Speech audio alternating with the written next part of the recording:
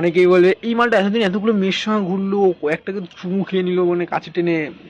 তো আমি একটা কথা বলি যে মানে অনেকের মানে দুজনের পছন্দ হয়নি, মানে দুজনে আলাদা হয়েছিল এই যে দুজনের পছন্দ ছিল না, দুজনের একজনের সাপটা পছন্দ ছিল না, একজনের সাপের যে থাকার যে সাপটা থাকবে একটা গুহার মধ্যে সেই গুহাটা পর্যন্ত পছন্দ হচ্ছিল না। তো দুজন আলাদা পথ বেছে নিল। এই ছেলেটা গিয়ে দেখলো অনেক গুহা খুঁজে খুঁজে খুঁজে খুঁজে সব গুহায় এই ঠান্ডার মধ্যে প্রচুর বড়, ঠান্ডা লাগছে, গরম হচ্ছে না। আর এই মেয়েটা গিয়ে দেখলো সব সাপ ছোট, ওর গুহায় ঠিকঠাক মানে ফিট হচ্ছে না, মানে গুহার মধ্যে খালি খালি লাগছে। একটু লোকজন না থাকলে হয়, মানে ভাড়া দিতে গেলেও তো একটু লোকজন জমজমাট থাকলে তো বাড়িওয়ালা তারপর ভাড়া দেয়। আরে ও তো গুহাটা ভাড়া দিচ্ছিল।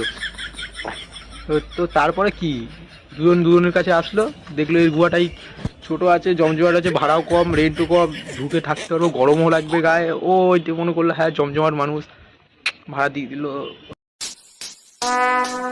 Would like to take notes while I take totes of the marijuana smoke. Oh, you wanna choke, gun smoke, gun smoke.